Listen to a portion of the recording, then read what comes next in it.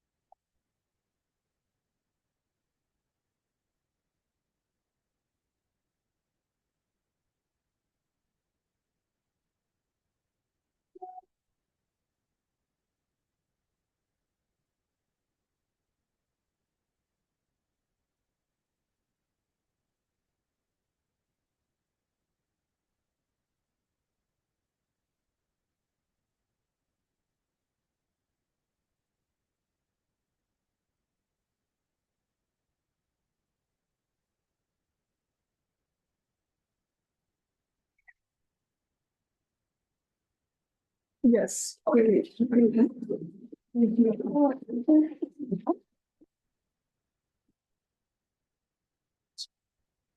All right. So, hi, good morning. Good morning. All right. So I think we're going to go ahead and get started. Again, thank you everybody who came on time, who's very patient with us. We appreciate it. And apologies in advance for any technical difficulties. You can kind of see the camera is acting weird, but we'll make do. So yeah, I'm Andrea. I'm with the Major Group for Children and Youth and the Global Youth Caucus on SDG 16. I'm also a YPS officer at Youth Transforming Narratives, and I'll be moderating today's discussion. This event is co-sponsored by the Younger Working Group on Climate, Peace, and Security, Agora, the Global Youth Caucus on SDG 16, and the Major Group for Children and Youth. And today we'll be talking about addressing financing gaps for youth-led peace building initiatives and to propose solutions that align funding with the YPS agenda and the Youth 2030 priorities. We'll also be soliciting inputs for the 2025 Peacebuilding Architecture Review and for the financing for development processes. And then, of course, throughout all of this, we'll be showcasing successful youth-driven peace-building projects and identifying opportunities for scaling impact. So very briefly, the agenda today looks like we'll start with Joao giving us some opening remarks, giving us some context on these upcoming processes and everything you need to know around that. We'll move into our panel discussion, and then from there, we'll go into little group discussion, group breakouts. If we have time, hopefully, we'll have somebody report back from your groups as well. And then, of course, we'll close. We do only have about an hour, so this will be very, very quick, and I am going to be very strict on time, so I do apologize for that. So Joao is a program and technical specialist at the Inclusive Peace and Security and Humanitarian Action Program Division at UNFPA. Joao, I'll hand it over to you. Come on, okay. Thank you very much, Andrea, and thanks, colleagues. Thanks, all the organizers. It's a great opportunity for me to be here. I'm really happy. I love talking about YPS, and I also love talking about some of the challenges we face. So I'm not going to be super extensive. I will just talk a little bit about what is the current landscape when it comes to YPS implementation, and talk a little bit about the financing aspects and some of the challenges and bottlenecks that we face. I just want to, before start, to emphasize that next year, 2025, is a very crucial year because it's a combination of many processes. It's also the anniversary both of the YPS resolution, is a 10th anniversary of YPS, but also going to be the 25th anniversary of the WPS agenda, the Women, Peace and Security agenda. So that in itself puts a lot of pressure on the, well, not pressure, but attention on those agendas and the need to make sure peace building is inclusive of young people and of women. It's also the mandated time for the review, for the peace building architecture review. So the process of consultations and all the discussions are happening now, but formally the negotiation for the next resolution on the peace building architecture starts around March next year.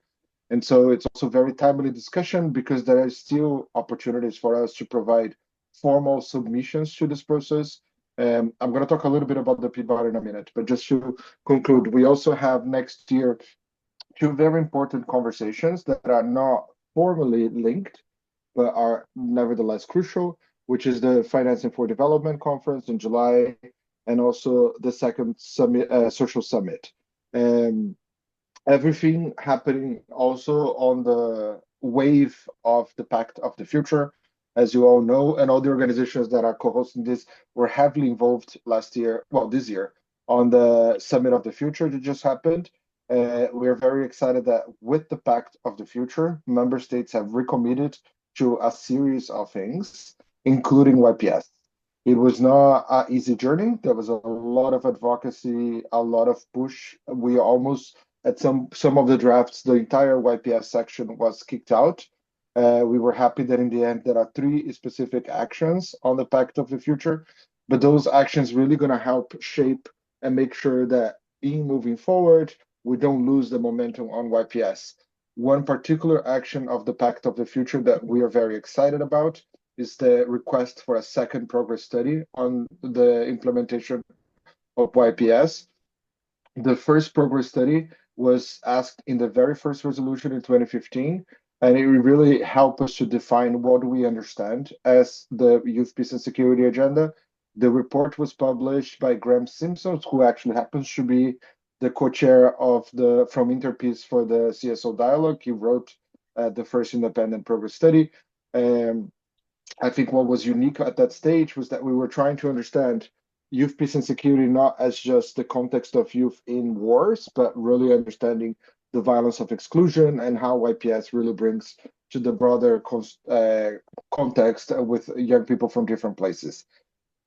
So this is a little bit about the context of what's happening. I want to talk specifically on the peace building architecture review, just to say the process is a little bit complex and have many aspects. But I think what is interesting is that this year there has been a lot of discussions, consultations.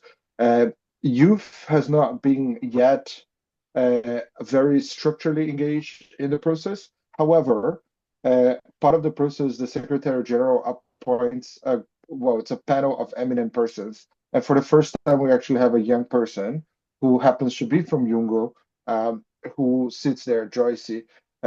She is representing the youth voices directly in this panel of eminent persons. So it's a good opportunity for us for the first time to have that entry point directly into the people making recommendations to the Secretary General. The purpose of the review, so the resolution that requests the review, every 5 years, the entire architecture is reviewed.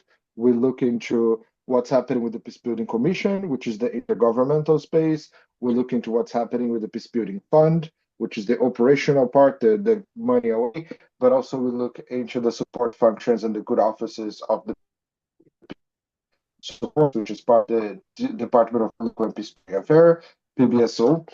So the review really look into the three and look into how this architecture still makes sense, how to make sure it remain fit for purpose. So it's actually quite exciting because there is, if I may be very honest, a lot of the reasons why we advance so much is thanks especially to the peace building. That has been really the lifeline for a lot of the programming and especially leading YPS at the country and regional levels.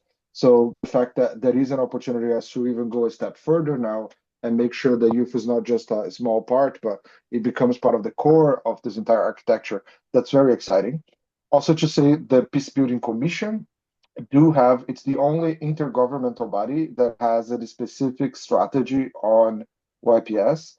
They don't call it YPS, they call it Strategy on Youth and Peacebuilding, but it is nevertheless really all about implementation of the YPS strategy. If I may be again super honest, personal opinion, I'm not speaking on behalf of my organizations, I think that strategy is limited in terms of ambition. I think there is a lot that can be done in terms of strengthening there. I think the main indicators right now is the number of young briefers to the PBC. So I think we can do much better to advance. I know that the PBC, because it's an intergovernmental body, it can be very slow and very rigid and difficult to move forward. But I do think there is a lot of opportunities for us to push and try to advance and strengthen that strategy so that every year they have to hold themselves accountable and report back. So this is all I have to say in terms of content. I know I am short of time, Andrea, up to the time, but I want to talk about three very specific emerging topics that are linked to this implementation. I want to talk a little bit about institutionalization. I want to talk about funding, and I want to talk about protection. In terms of institutionalization, now we just celebrated this week, actually. 9th of December is the 9th anniversary of YPS. I think for the longest time, YPS was still perceived as a global agenda. Now, more and more countries are localizing, nationalizing, regionalizing. And we have now, yesterday, Malawi launched their national action plan. So now we have basically 5 national action plans that are fully launched and being started with its implementation. We also have Gambia on the way, which will launch in January. So we're going to have in total 6 national action plans fully developed, but we have currently over 60 that are being developed around the world. So every region currently has at least 1 or 2 countries that are actively working to develop national action plans.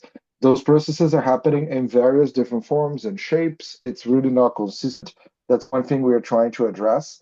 The engagement of young people and especially youth-led organizations in these processes also varies significantly.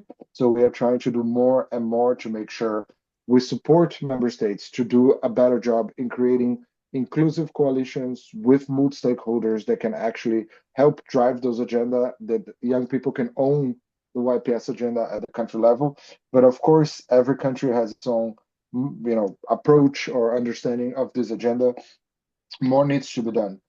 But I also want to say that a lot of those action plans are still just action plans. They have zero budget attached to it.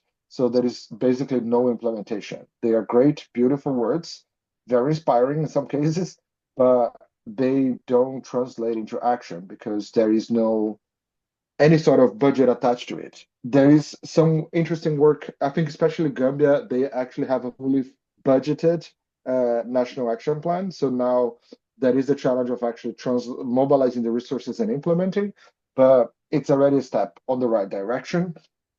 I also want to talk about institutionalization at the UN level. I think patting ourselves a little bit in the back, I think we've done a good job in terms of trying. We have now a very robust system of YPS focal points in most agencies. There is over 300 from the UN at different levels that have the mandate to work on YPS, and we have our own internal coordination systems for that. We also were able to really revive the group of champions of YPS, the member state group, which now has 2 co-chairs, Finland and Jordan, and they, for instance, were really the responsibles for bringing YPS back into the Pact of the Future. So it shows that having a coordinated effort with member states pays off. We also had an incredible, the number of YPS references and youth references in general into Secretary General reports, into overall reports from different missions has increased significantly. However, we also are experiencing a decrease when it comes to intergovernmental spaces. So we are currently at a record low on number of references to youth in resolutions. So in one case, it's great that we have YPS, but youth is being excluded from all the other resolutions, specifically for country cases or for climate or for any other topic. So in a way, it's a scary trend that we are silo youth as just talking about youth, something to watch out. We also have a significant decrease on the number of briefers to the Security Council I got the numbers just before we start. But basically, before we used to have 9, 10 briefers. Last year, we only had 3. Uh, that is something to observe because also COVID, I think, in a interesting way, created an opportunity. People could join online some of those briefings, which made things easier. Last year, when everything was back in person, a lot of young people don't get visas in the US, and therefore we are reducing the participation of young people there. Uh, yes, Andrea, sorry. So just to say, it's not a pretty picture when it comes to institutionalization. We have the pros and the cons. On the financing, I'll be super brief. I know we're going to hear from colleagues that will go much more in depth. But to say, of course, there are 3 asks. We need more money for sure, but we need to understand this money. Right now, the system still don't track youth funding. So we don't even know how much money is going to YPS. That's something we've been pushing with the PBF. How do we look and understand how much money is going to youth projects, despite beyond just the youth promotion initiative? We also need to do more in terms of access. Youth-led organizations can access a lot of these resources. They still rely on intermediaries or bigger organizations that can get the money and then sub-grant to youth-led organizations. Last thing I just want to say is that one very concerning trend we are observing is that, unfortunately, that is a crash on basically civil society spaces. Civic spaces is shrinking, and especially young people are reporting more and more violations, reprisals. That is something for us to observe, especially on the context of YPS agenda.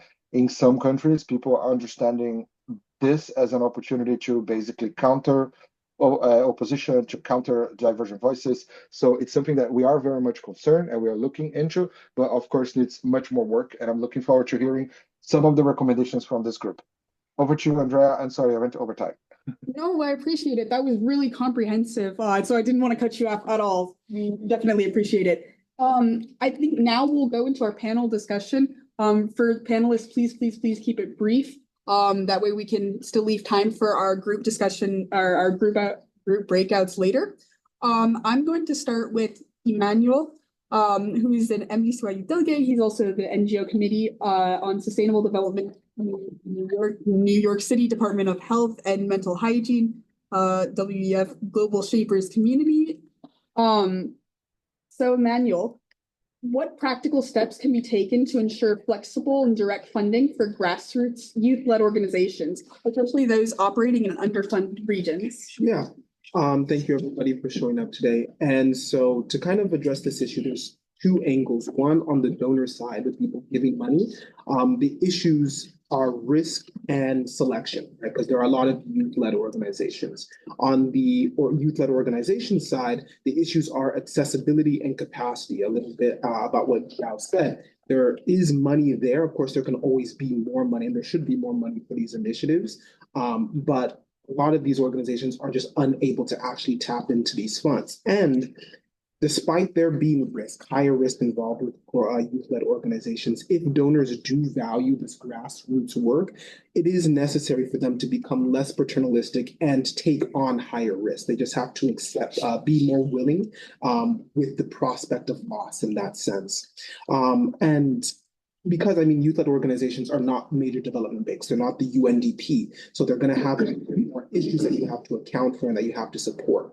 So what steps can be taken? Streamlining the application process in terms of accessibility, making sure that these organizations don't have to submit 1,001 documents to get this, or making it so that the application is available to everybody who might not have internet access, for example, especially in underfunded regions that don't have the history of receiving these funds. 2, increasing the diversity of funds.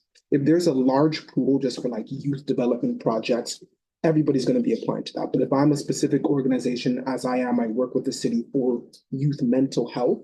If there is a youth mental health fund, I am more applicable and I have an easier time of applying and then receiving those funds. So having something that's more, related to me definitely helps. And then also, there's a lot of organization steps, but another third one I'll just leave with is contributions from donors of non-earmarked funds. It'll give them more flexibility, these youth organizations, to be able to receive these and use it for operational costs, remuneration of their employees, transportation, materials, as opposed to being forced to use their funds for a particular scheme or initiative, giving them that a greater degree of flexibility.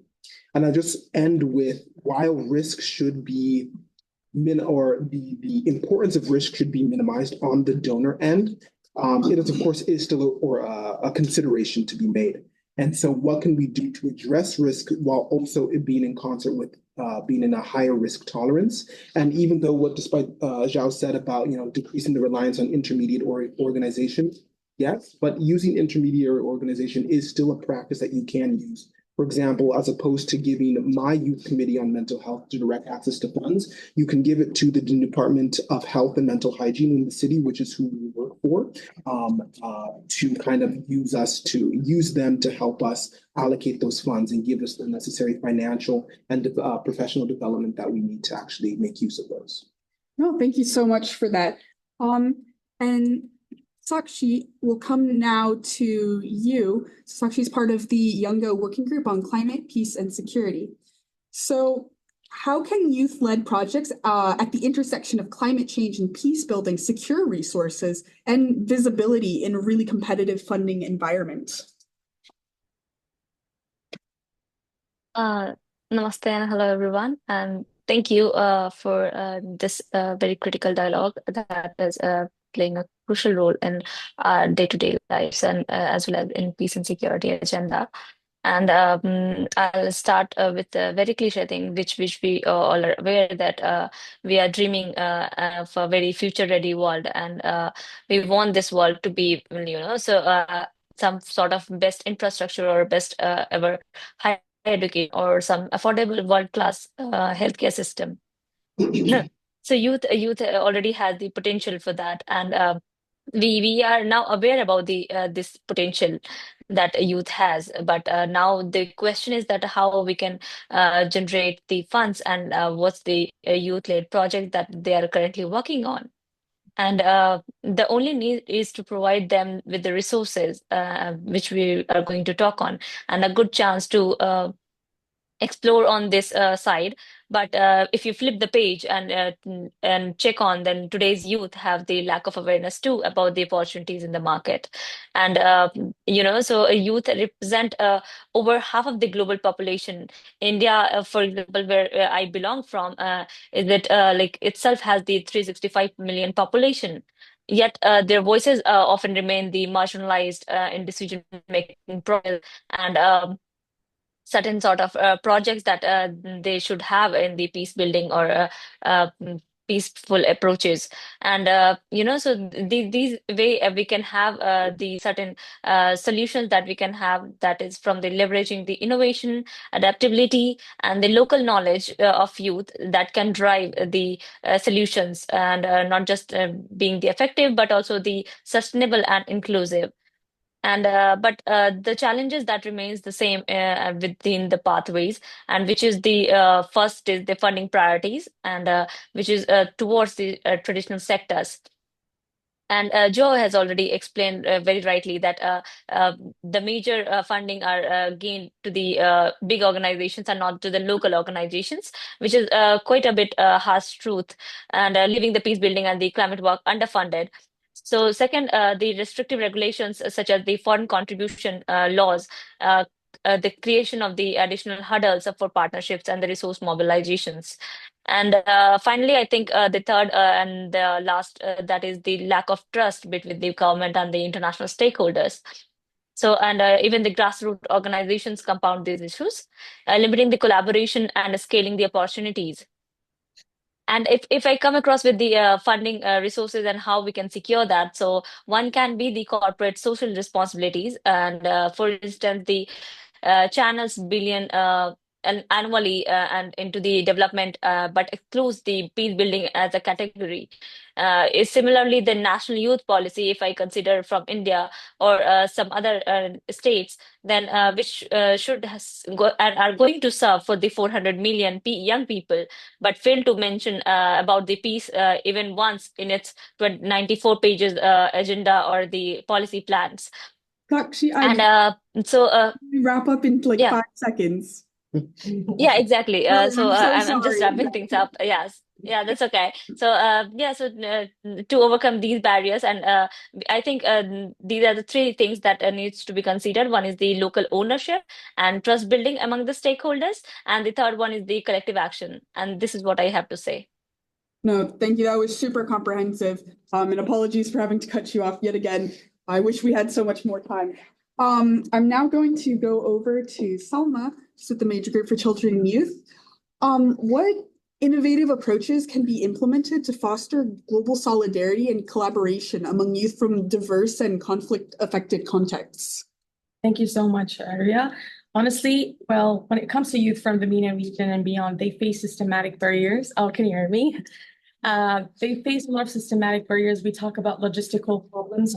For example, just recently when we talk about SB 56 in Bonn climate conference, so many youth from the global south, not only the MENA region, were not able to go and attend and address their challenges just because of certain logistical barriers. And that's actually something really sad because like it somehow undermines the inclusivity and the and like it somehow always undermines the inclusivity of this youth in global discussions, which is exactly what we need for us to integrate our voices. And the second thing, when we talk, for example, about Palestine, Lebanon, Sudan, Ukraine, Congo, and the list keeps on going, we see how youth actually are really responding to these crises with remarkable resilience, but unfortunately, they still need more resources, they still need more funding and more platforms for them to voice that themselves. We're talking about them somehow leaving their storytellings for the coming generations to learn from them and take the same actions, why not better? We need more funding to be dedicated to those youth. And I talked about this yesterday. We're not seeing so many youth-led initiatives are being established across the MENA region, and what I mean, North Africa and Middle East. We're not seeing so much funding dedicated to them. We're not seeing so many resources available for them to just, start that first step. There are so many political restrictions that are happening across the region, which limits their actions and their advocacy, which is actually sometimes even considered risky. And that's actually something that is not addressed much, and we didn't yesterday. We haven't addressed any of that, and that's pretty sad, honestly. One more thing that I wanted to address in here was for us maybe to consider having more like conflict-sensitive hackathons, summits, forums, whatever it was, where we can somehow, for example, establish initiatives or projects that design sprints addressing issues like refugee support, mental health, and so on. When we talk about crisis and conflicts, we never bring that part of what happens after that conflict. So many of these youth are turned into refugees, and refugees are marked as a red line. They don't have the chance to somehow just act freely in other countries. We barely address this outcome of you coming from a conflict. I have so many friends who are refugees in other countries, and honestly, for them to practice that advocacy, it's really hard. For them to establish their own initiatives, it's also hard. So what I want to somehow wrap up with would be for us to really advocate for those people, because it's our responsibility. And unfortunately, we haven't done it yesterday, and I'm going to say it again here too. The second thing would be to always request more funding, more resources to be available for us in order to do the next step. We want to establish initiatives. We want to do a lot. We want to take a lot of actions. It's just we need that first push from people in power. Yeah, the third thing, which is the last 2 seconds, okay. Yes, is always, and that's something we always insist on, is to have us more involved in decision and policy making, because we're going to lead in the future and we don't want to repeat our leaders' mistakes. Yeah, thank you so much. And that actually leads really nicely into our next question to Arian, who's also with Major Group for Children and Youth and Effective Altruism Hong Kong. So the question for you is, how can successful local practices in youth peacebuilding be effectively scaled up and integrated into national and international policy frameworks? Yeah, sure. Thank you. Thank you, Andrew, for hosting this event. So it's kind of funny because actually 2 hours ago, I received an email our organization can host a side event in Munich Security Council, which is one of the biggest international security events in the world. So from this point, I'm want to reflect back how to get this point, we're able to host a side event, such a big conference. Like back in 1 year ago, like our organization like have firstly posted like about peace and youth peace and security about in the zero pack of draft for CSO. So like every CSO can hand in one draft to the UN, and we got accept from that. And that's a very interesting experience because I sometimes find out like from local practice to international practice, the most important thing is feasibility. I think a lot of times, sometimes when we as a youth like doing like peace building or youth peace security in general, is like we have looked too far away from the point we can able to achieve. But however, if we do step by step, actually we can reach to like a very large, like impactful scale. For example, like in Hong Kong, because Hong Kong is relatively like a very safe place and the Greater China area as well. So for Hong Kong, like the more impactful area would be like knowledge sharing and fundraising. So for us, for my organization, when we do like peace related like stuff, like we do more like about like example doing event, doing like policy input rather than like doing like project management instead. And I think that's very important where you base actually affect like how much input you can get. Or example, if you're more from like a more conflict area, then you should more focus on probably like on the groundwork and how you connect with the international level. Like if you're from like a more like international city like New York, London, or Hong Kong, Singapore, whatever, or Paris, like you guess, or Berlin, then you're probably more focused on like getting more like how to hire up people like to listen your policy like the solution. So I think that's my like little sharing as well. Yeah. I appreciate it. And I wish we could give you more time for that. It's not an easy question to answer in like 2 seconds, really. John, I'm coming to you next. So you're with the International Association of Youth and Students for Peace. And what steps can be taken to bridge gaps between local youth-led practices and policymaking at national and international levels, especially to ensure that these efforts receive institutional support and sustainable funding? Good morning. Thank you to the organizers for this opportunity to speak on this topic. I want to start with a specific example. One of the International Association of Youth and Students for Peace programs, or IYSP, is the Peace Designer Training. And this teaches participants to create peace projects by addressing specific community issues and design thinking to develop practical solutions. In the Balkans, IYSP has trained over 170 youth. And one of such projects that emerged from this education is a youth-led training program to support young women pursuing careers in law enforcement, aiming to increase their representation. For the past 2 years, the University of Business and Technology in Kosovo and the University of Tetovo in North Macedonia have training programs with YSP Balkan. The results of these trainings are periodically sent to their respective ministries of education, which can open a path to substantial policy changes. Programs like these highlight that when young people are empowered with education and mentorship, they can transform their communities and impact policymaking. The key, of course, is to getting government engagement is also to solve an issue the government is actually looking to address. So to ensure that these youth-led practices are connected to national and international policymaking, I would like to suggest 3 crucial steps. Firstly, invest in education and resources. Many youth lack tools and platforms to scale their initiatives, nor are even aware of the SDGs, right? The last CSO Peacebuilding report in 2023 called for further investments in educational initiatives and in mentorship programs for youth, as we haven't really seen. This recommendation seeks to ensure that the provision of such necessary resources and platforms for skill enhancement and leadership development are there. Secondly, integrate local voices. National and international policy should create formal mechanisms that ensure that the lived experiences of youth are actually shaped within the decision making. This means elevating grassroots initiatives into broader frameworks for peace and security. Another one of our programs, Synergy, provides a platform for youth to present innovative solutions to pressing societal challenges. These events bring relevant stakeholders together to really bring everyone involved in decision making together. And lastly, forge collaborative partnership is really important. As we can see, when youth organizations work with governments and universities and global institutions, we can see that they will thrive. Another point from the CSO Peacebuilding report, and I'll end it here, is that it's important to highlight that peacebuilding networks should ensure smaller and diverse organizations' voices are heard and strengthened. I see that my time is up, so I'll leave it at that. Thank you very much. That was awesome and very comprehensive again, so appreciate. Tishan, we're gonna end with you. So this is the Major Group Children and Youth Humanitarian Affairs focal point. So what strategies can be adopted to sustain youth-led peacebuilding efforts in emergency and humanitarian contexts where resources are often limited? Again, please keep it to 2 minutes. All right. Okay. First of all, thank you so much for having me, and thank you for the question. I'm just going to dive in straight into what I would like to share. In relation to humanitarian settings, I think as we navigate the complexities of peace building in emergency and humanitarian settings, I think one of the most impactful yet often overlooked resources is the youth itself. Young people, despite the many challenges they face in such contexts, they possess unique perspectives and energy that can drive sustainable change. But however, sustaining youth-led peace building efforts in environments where resources are very limited requires a lot of strategic thinking and also resilience. And in these challenging environments where resources are often scarce and instability is the norm, young people are often at the forefront of efforts to rebuild their communities and also bring about lasting peace.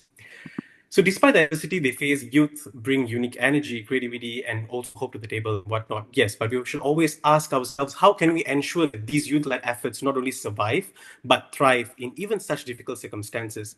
And I would like to focus into three strategies that I think is very timely and also something very important. First, I think we should be focusing on strengthening local capacities and building up leadership skills of these youth. Youth-led initiatives are most effective when young people have the tools and knowledge to navigate the complexities of peace building. And by providing training in conflict resolution, leadership, and community engagement, we enable young people to take ownership of their peace building efforts. And these programs don't just help youth lead, but they also equip them to lead effectively, ensuring that even with limited resources, they can still create impactful change. And second, I would like to bring upon leveraging technology and also digital platforms. And I think in today's world, technology offers us incredible opportunities. Digital tools and platforms allow you to connect, share ideas, collaborate across borders. In settings where physical resources may be scarce, these digital platforms and best practices offer space for you to advocate for peace on global stage. And lastly, on mobilizing local resources and community support, while external funding is important, yes, but we cannot overlook the power of local resources and community engagement. And the support of community leaders and local stakeholders is invaluable. And by involving the community in peace building process and tapping into local assets, youth can build initiatives that are not only sustainable, but deeply rooted in the culture and needs of the people they serve. And just my last few sentences, sustaining youth-led peace building in emergency and humanitarian context is not just about securing funding or external resources, but it's also about creating an environment where youth are supported, empowered, and given the tools to lead. Even in the most resource-constrained settings, young people have the power to transform their communities and create lasting peace. And I think with all, thank you so much. Thank you. And that was a really great way to end off our panel. I think that last statement really transcends, not only just emergency context, but really youth everywhere. And so now, yay, we move into our group discussions.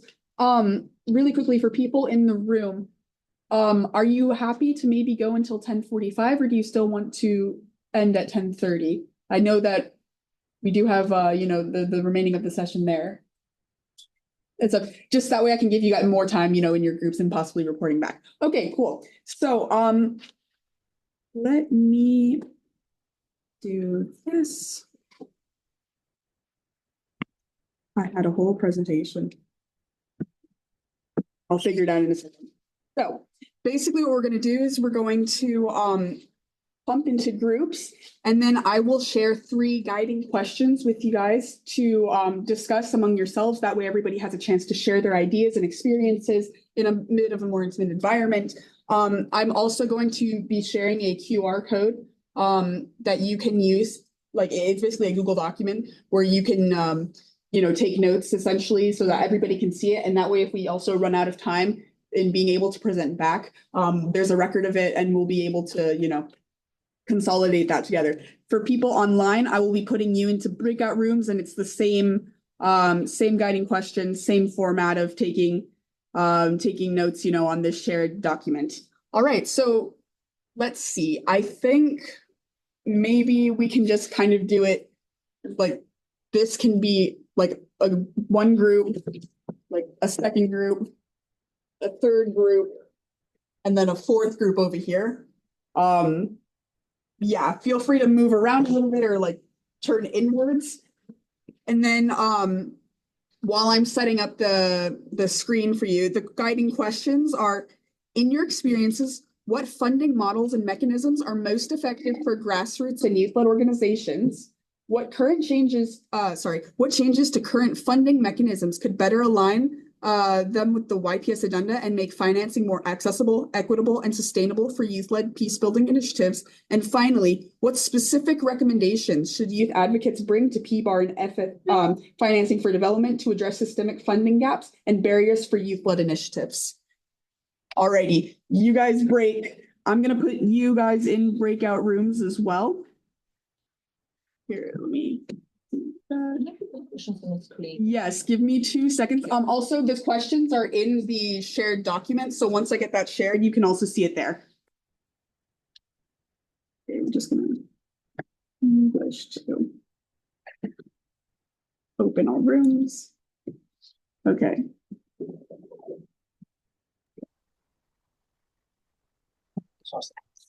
Hello everyone. Just a moment, just a second, Andrea. Yes. How many breakout rooms we'll have? I was trying to have 2 breakout rooms for people online. Broadcast. Awesome, thank you. Yes, so please go ahead and join them now.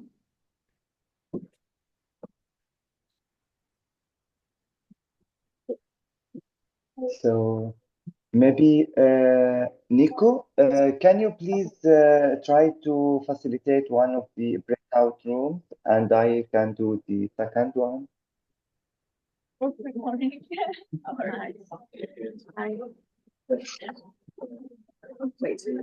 Thank you, Nico.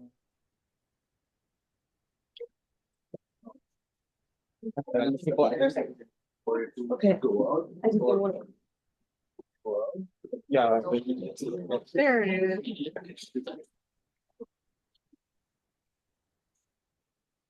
Alrighty, so is it okay if you guys could stay here, just because this is a working office? But you guys can maybe go in this corner right here, it'd be fine.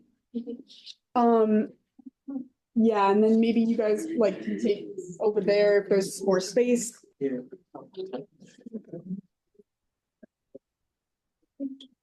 Nico, Andrea. Yes. We have ready to break out rooms right now, but the participants still not yet. And so can you please try to direct them? Maybe they don't know that there is already breakout room. Or they go ahead. Hi, if I may, I think due to the, there's only small number of participants in here, can we stay in one room or should we go to breakout? 1, 2, 3, 4, 5, 6, 7, I 9. wanted you guys to join the breakout rooms. I think 2 breakout rooms would be much productive, so we can be 5. Yes. Yeah, Yeah. give me 2 seconds to figure out the breakout rooms. So sorry. I don't know why it's having difficulties. I'll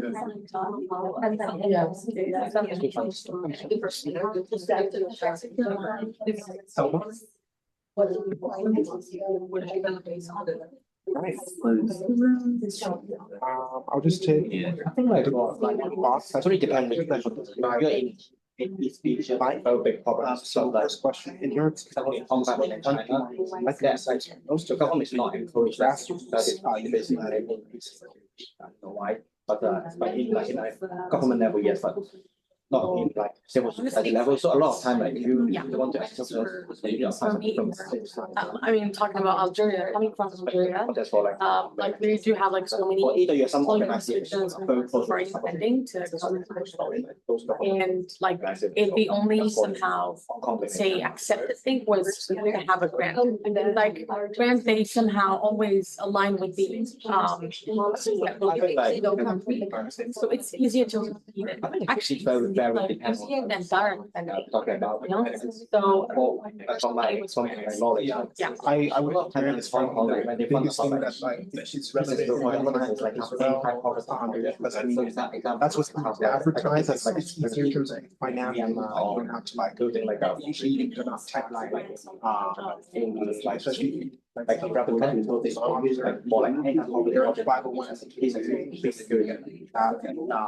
and it's I would also say in some cases if you are set up as a 501c yourself, So the question is what are and if you most have the kind of like Yeah. social capital receiving like funds directly, like from like a benefactor or such a situation. very, I very. co-work they're receiving a lot of funds from them because they're like publishing media and a lot of so that's what I said. I also like direct. I think same goes for donations as well. Yes, yeah, we've been doing. Something else. It's just easier to get money. Exactly. You apply for a lot of these launches. We have this question, and We apply for one from the city and it'll take a year and a half for us to find we out. want to go into this. It seems like it's sort of looking, planning to put it out. Otherwise, it's we're trying to get into that.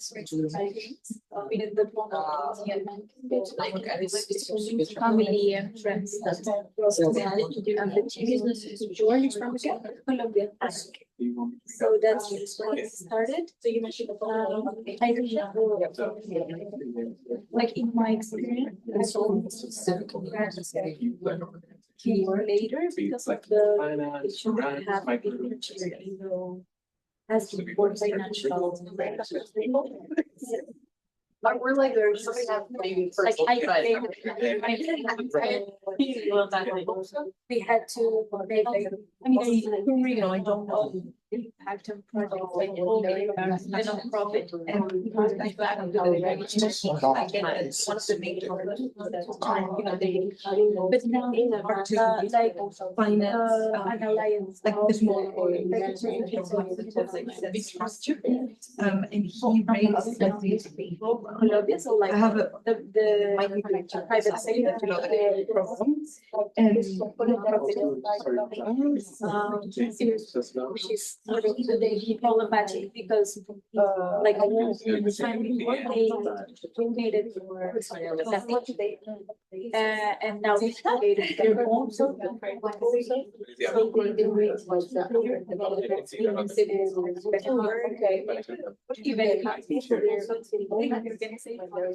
and then they are just the grants and they are financial capacity and back in the project like government yeah and communities apply whenever there is okay it's called Alliance for Digital Transformation and they gather funds from what many of them, like all of them, and for foundations, for example, like great experience. So you say that's like pooled funds and then. But someone well, I organization. always yeah, but the thing that I think is innovative and useful is that they have no certificate that it constituted of time of like the impact of the project and that they must show even just learning work raising ideas in the territories. So, and they accompany funding with so like their capacities to support. So we were able to This is undermined by and it's like focusing partnerships. she covers the biggest they don't have any variation. And we had like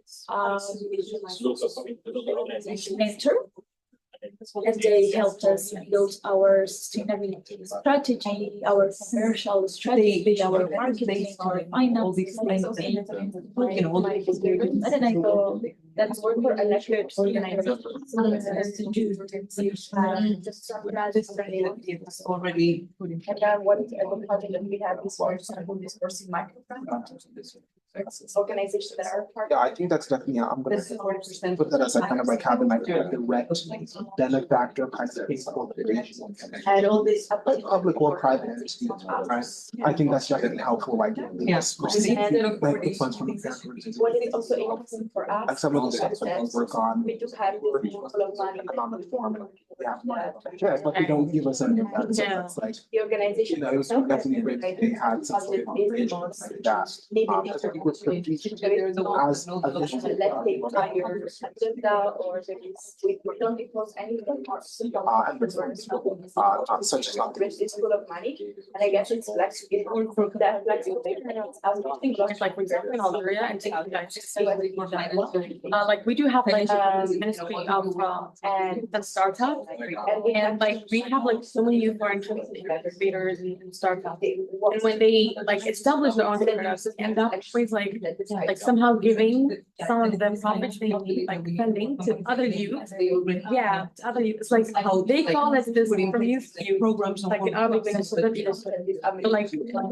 it's like somehow we're like trying to create a new mindset where like youth can also support each other, you know. So like if you're investing in me, I will invest back in other youth.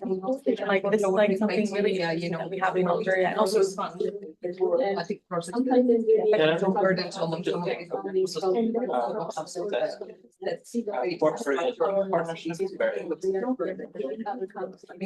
organization and then matches that.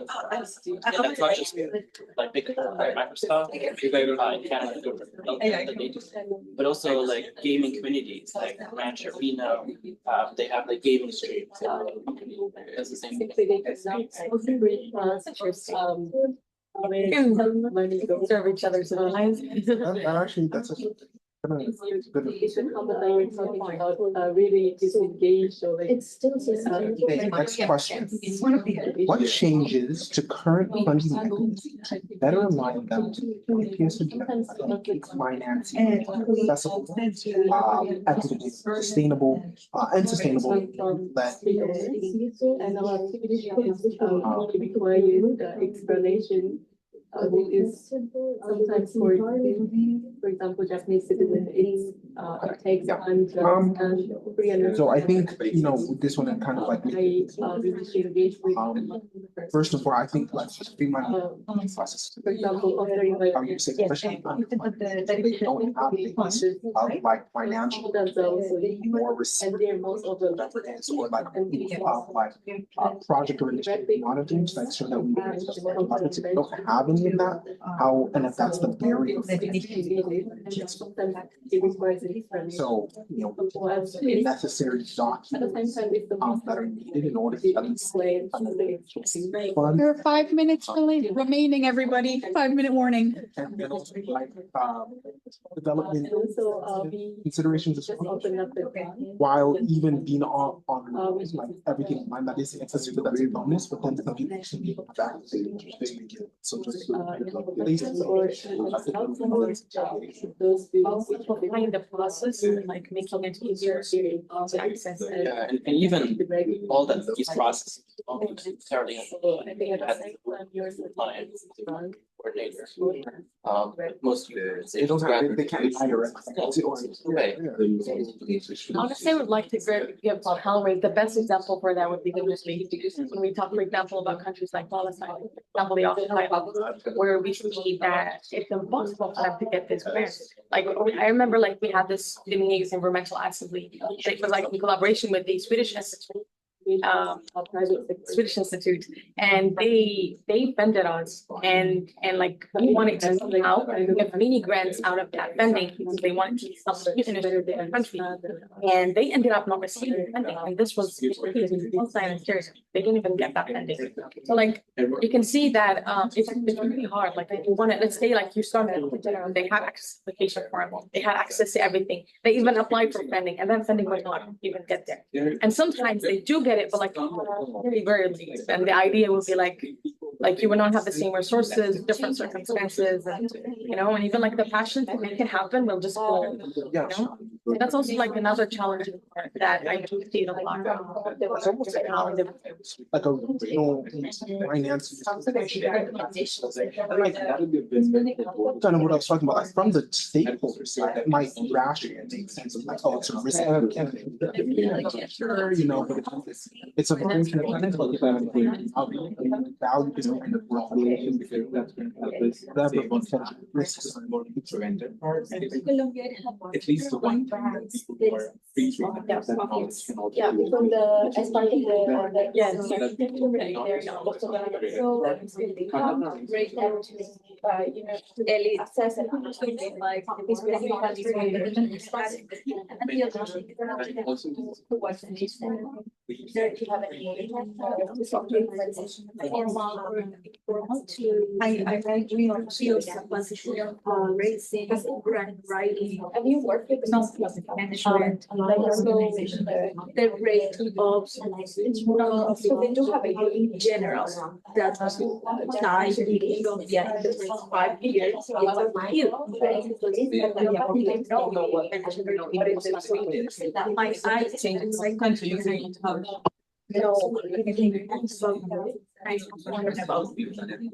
laws and finances, so in terms of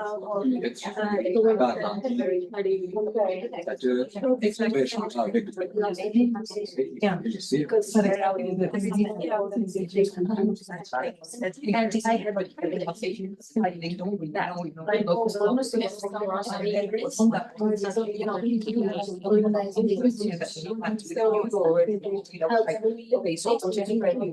had the money that we have in it.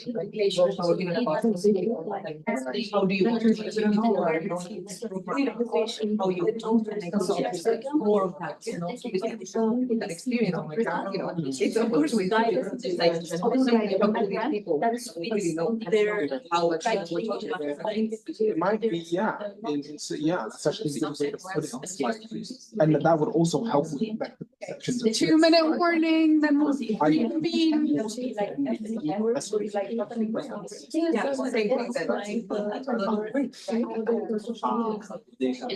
Yeah, definitely expanding like main programs, leadership programs, to finance. It's educated.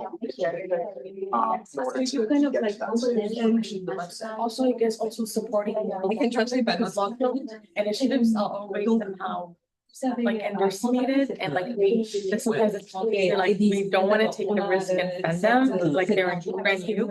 So like that's something that is I feel like it's a mistake that they're thinking like this. It should be the opposite. So this is something we when it comes to and I really see there's like mentorship programs if people don't know about grant and sometimes even they be like a lot of some people even like deny the fact that funding like have like global development. yeah like no it's so like general somehow some of the having about actually needed security is like people isolated very or people define people effective. Nobody think about all like how effectively contribute to like bigger picture of like that's the and also they say private sector very reluctant funding. Worst case, sometimes it's political. It's like basically if you say, oh, if you ask like Unico to fund a project in water hygiene, they will give you money like instantly. Or for building project for water security, they won't. So that's a very good example. So yeah, during the adoption of transparent reporting. Population that don't have that. Sure that I think it's a lot of like looking into like how to get the knowledge sharing, how to like private sector and like government to agree on like see like peace and security like projects not like political. It's same as like global development, same as like the problem is like example like it sounds like South Sudan. It's one project of South Sudan who decide immediately already basically because like either you support the government or the rebel side. So like that's what I heard from like from the FMD was like sometimes people are very reluctant like to get into that stage like when you talk about peace and security because sometimes it can be political and they political like for one way. Yeah, in many ways, like 5 seconds. But yeah, I mean, it just but that's exactly how you make it. I think it's important. You have someone that can actually. All right, groups, if you could bring it back towards the center, please.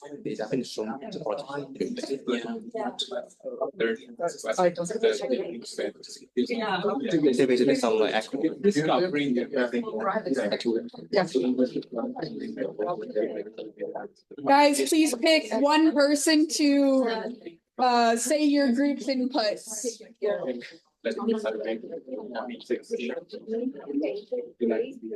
Hi, thank you so much. Give us 2 minutes to reconvene in the room, and then we'll start with you guys online.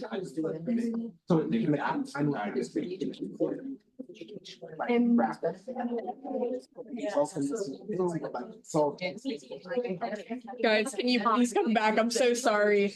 It's simply walking. Guys, I need you to come back. I'm so sorry. The document is not going anywhere. It's also in the calendar invite, so you can add things later.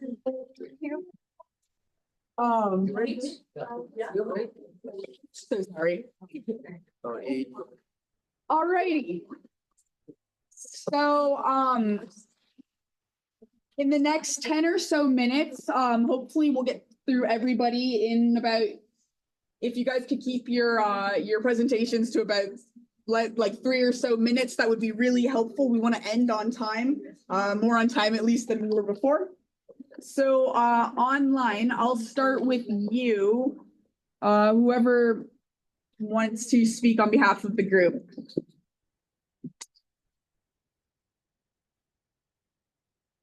Hi. Hello. Hi, Andrea. Can I represent Jose? Yeah. Yes. First of all, I think we discussed several points. One of the point mentioned by Sakshi is actually also important. And we talk about several smaller issues as well. And we also received and heard from Bernard. But basically, to summarize in short, basically our breakout groups discussion is focusing on how to enable equitable opportunities towards funding by youth, as well as how youth could, mobilize their actions in the midst of conflict. Because I think youth groups in conflict countries, in failed states, I think they have lesser and unprivileged situation to access funding towards YPS to develop their own and implement their own YPS projects.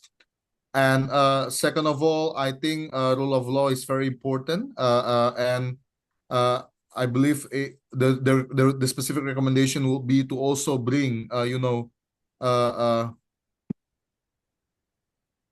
sorry, I have the note here. Yeah. And also we have several recommendations, but however, what we want to focus more is basically on how to make sure that, in order to align YPS agenda towards a much more accessible, equitable, and sustainable financing, of course, the changes should be done towards the system, as well as the bureaucracy, as well as the enabling environment. Maybe Sakshi or Bernard, I apologize. Please elaborate more on your keywords. Sorry, thank you.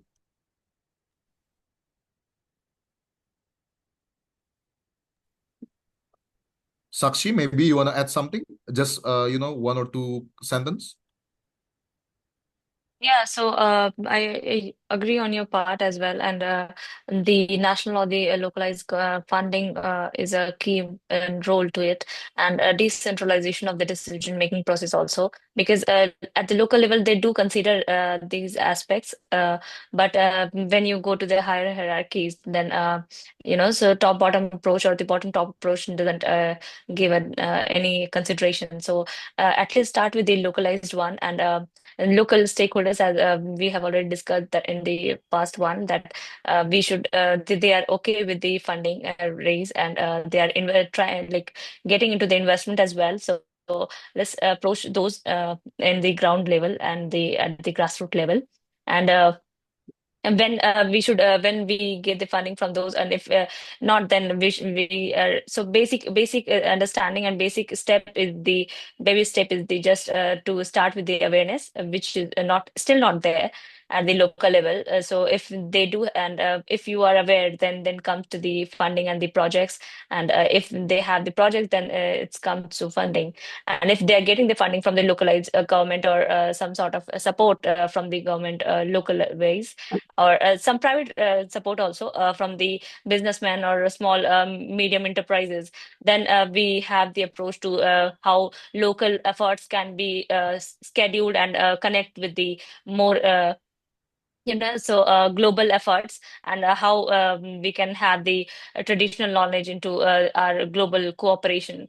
I So will yeah, need so to- this Yeah, thank you so much. I will need to cut you off there. Now starting with our groups in the room, I'm just gonna go like that. So let's start with this group over here. What do you have for us? And again, please try to keep it as brief as possible. Apologies. Yeah, so we addressed all three of the questions, and I'll just kind of go through them. So about what are the most effective financing models? We said the easiest, the most available are grants, because they're just very direct. They often don't come with, it's easier in terms of receiving that money as well if you're not like a tax exempt organization. And there's just a plethora of grants, directed, niche, diverse grants that you can get. But then we also said that direct funding and donations are great as well, whether that's from fundraising, crowdsourcing, or would be really helpful sometimes is even having a direct benefactor with kind of public or private incorporation. Like if you are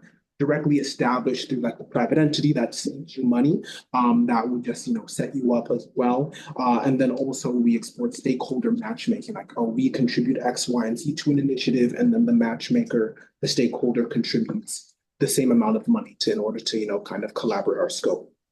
What changes to current funding mechanisms? We say streamlining the application process, place-based development sensitivity, because not only should we, of course, make the applications easier and increase the necessary documentations, especially for newer organizations, but then a lot of times you even have established organizations that just because they exist in a developing region or in a conflicted region, some donors will be, again, risk averse, and so they would not want to invest there. And so it's necessary, if we do value this work, that we have to be sensitive to these kind of considerations and also just take on higher risk necessarily. And then also increasing the capacity building and learning spaces so that these youth-led organizations know how to finance, they know how to apply for grants, they know how to be in this management position. And then the last question, what specific recommendations would we give to PBAR and FFD? Adoption of transparent reporting and tracking mechanisms, practice what they mean about youth inclusion, making meaningful and also desired participation of youth organizations, making them feel welcomed in these spaces. And then lastly, increase the communication, the marketing of these global initiatives, making sure people know what YPS is at the local level.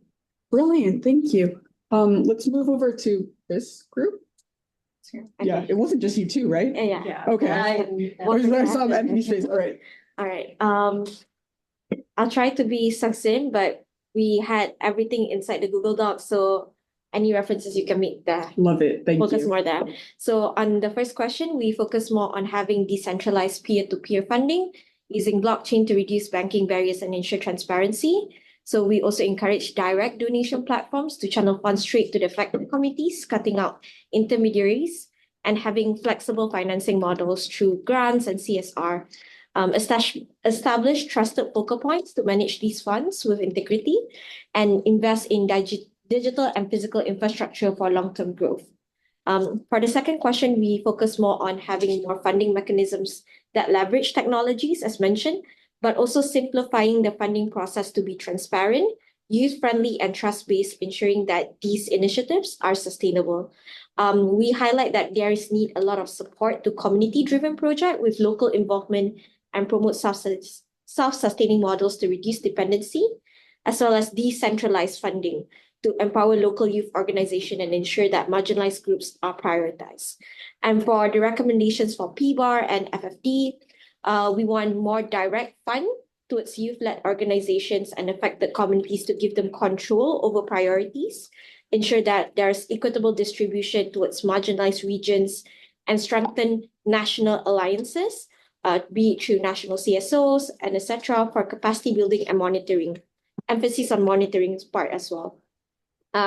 Some last words is that we want to promote cross-sector collaboration to share best practices and advocate for shared knowledge platforms, including the youth advocates with policymakers, embassies, funders, donors in policy discussions so we can shape the funding process itself. Invest in long-term capacity building and creating a very supportive ecosystem for sustaining. Awesome. Thank you so much. And I think so far you're the briefest person yet, so I really appreciate that as moderator. All right, we're going to move to this group over here. What we talk about, what really works for target mechanism for youth-led organization. We said that sometimes it is not possible to get funding from your own government, so applying for funding to other countries, coming from other governments. What we find useful is, for example, if we apply for a proposal that has that tries to tackle a very specific need, a very specific problem, or a very specific community. So something that, for example, the government is already trying to tackle, and with a focus on, for example, education and technology. Those are usually topics that gain a lot of attention. Another good practice is, for example, prepare proposals in advance, in accordance to the community needs and the government's needs, and then whenever there is open opportunity, apply. We stress the importance of intermediary organizations, for example, when it comes to receiving and having the structures to receive some funds and then be able to forward it to more local organizations. And then, for example, in the case of projects that focus on the reintegration of ex-combatants, sometimes it's quite hard to understand for the general public why is why are these projects important. So really, just taking enough time to explain to the private sector, the government, and the general public what these projects are about. Some recommendations: invest in proper communication on social media or the means that are closer to young people. What are the current funding opportunities available? Because we were talking about a lot of funding available, but the risk is that people on the ground don't even know about them. So focus on communicating it more transparently. Also for some of the governments to create spaces where youth and businesses can meet and can exchange. And then maybe if I may add, also investing on youth-led organization and not on youth serving. Of course. Yeah, that final point is rather important, I think, in this space. And then finally, this group over here. Right. So the first question, that the funding model that our group felt has worked pretty good for us has been microgrants, which comes along with less administrative burden. And another thing that we wanted to point out was that if we had more flexible funding, considering, taking into account that the changing nature of peace building work that comes along with, that would be a good suggestion to make. What changes we want to make to the current funding mechanism would be first to increase access to marginalized communities. The bigger problem is not just increasing the access, it's making them aware that these are, the opportunities that are available. As I remember somebody mentioned on the panel today, that the youth today is aware, but not really aware of the opportunities that are available. Second thing that we wanted to focus on was increasing the capacity building in financial literacy, because getting those funds and knowing where to use them and when to use them is very important. The third thing that we wanted to point out was not just using, our resources directly, but also building some mentorship networks so that we can cut down on our resources, save on them, and use them better. And the third question, I felt, Natalia had a better answer to that, and she wanted to take it. No, I mean, it was just that the PBF fund, for example, gives 40% to local led initiatives and 60% to international organizations and more structured. So then someone just pointed out that it should be the other way around. So 60-40, not 40-60, taking into account that, local organizations are the ones that actually know the context and can really maximize impact. Of course. Yeah, thank you so much. That's super comprehensive. And like I said, everybody who received the calendar invite has both the concept note and this document linked. And so, if you felt your group, had something else that you realized, oh, we forgot to put it there, feel free to do that. We will also be creating a readout of this session with some of these insights as well, and we'll send that out probably in like the next week or so. So everybody will have access to this. But once again, thank you everybody for participating. It's been really successful, I think. And it's only 10:46, so we're pretty on time, I will say. Yeah, round of applause, everybody in the room on Zoom as well. Thank you so much. I'm going to end it here, but definitely keep being active in this space. Next year is a really big year for YPS, especially with the 10th anniversary coming up. And I'll like Joao introduce some of these processes going forwards. And so financing in particular will be a really, not only is it a practical concern, but it will be in high level spaces a big discussion point. Yes. Thank you so much, everybody, for joining online. I'm going to end it here. Let me see, stop.